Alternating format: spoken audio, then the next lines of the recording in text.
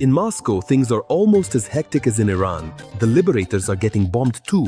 Emergency landings of planes, airports are closed, all transport has stopped, evacuation has been announced. Oh my God, what's all this commotion in Russia? What happened?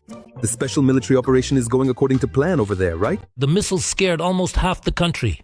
For the first time in Russia, a mass missile alert was declared, not just a drone alert. This affected 13 regions of the aggressor country at once, including Tatarstan, Bashkortostan, and others. Well, yeah, the wannabe empire is getting bombed. Serves them right, as they say. But Commander-in-Chief Putin clearly has other things on his mind. He's busy with his own sandbox. Medicines and even tissues, blood vessels and more, things that are no longer just science fiction. Oh, somebody call the orderlies. That's the nasty little Putin rambling about eternal life at the Future Technologies Forum. Eternal life. The mausoleum is waiting for him soon. Do you agree? Write your thoughts in the comments. And by the way, he clearly doesn't plan to live out his imagined 150 years in Moscow. Now that's a twist.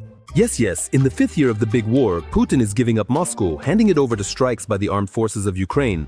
Heavy fire on the Kremlin. Moscow is under drone attack. Temporary restrictions were imposed at the local airports Vnukovo, Domodedovo, and Sheremetyevo. At least 12 drones were shot down as they approached Moscow. So what's the point, you might ask? Here it is. Listen up. Sobyanin, the mayor of Moscow, complains that the Ministry of Defense threatened to leave Moscow more open to enemy missiles and drones. The Ministry of Defense is demanding that the Moscow authorities introduce a special tax in the capital for victory in the special military operation and is threatening to weaken the city's defenses if this does not happen. Sobyanin is going to complain about the military's blackmail directly to the president. So what? I can even imagine what Putin would say to the mayor of Moscow. Have you completely lost your mind? You're as dumb as this table.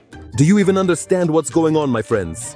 In the 5th year of the big war, Russian military men, obviously with Putin's approval, are threatening the mayor of Moscow that there will be even more Ukrainian armed forces strikes on the capital of the Russian Federation. By the way, here's a joke. There was an explosion in a residential high-rise in Moscow on Kadyrov Street.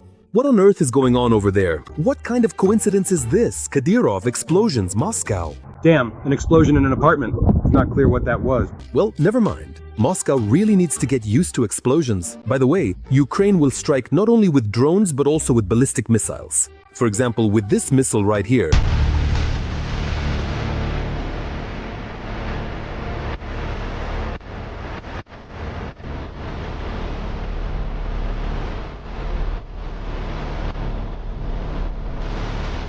Yes, these are the shots from the first test of the Ukrainian FP-7 ballistic missile. Its maximum speed is 1,500 meters per second, with a circular error probable of 14 meters. Its warhead weighs 150 kilograms. By the way, our insiders shared an exclusive video of Putin when he found out about this Ukrainian ballistic missile.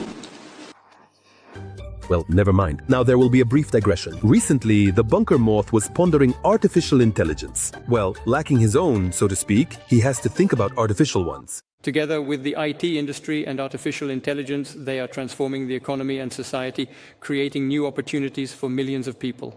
And by the way, it would definitely be a good idea to implant artificial intelligence into the head of Vasily Nebenzia, the permanent representative of the Russian Federation to the UN, just to fill the complete emptiness there. He just called himself a Ukrainian. Oh Lord! Formally, I am Ukrainian. And I have such a strange last name. If only I could tell you what you really are. And your last name is far from the strangest thing about you. Let's listen further to this fake Ukrainian. Slavs know it's hard to find even in Ukraine. It comes from the Zaporizhia Cossacks. My father is a pure Ukrainian, and so is my mother.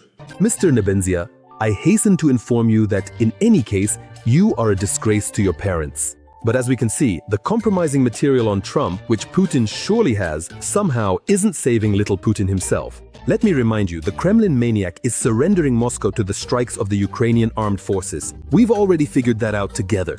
And surely Putin will soon flee Moscow if he hasn't already. Where will he go? Where will he run to? Well, maybe to Hungary, to the Kremlin stooge Orban?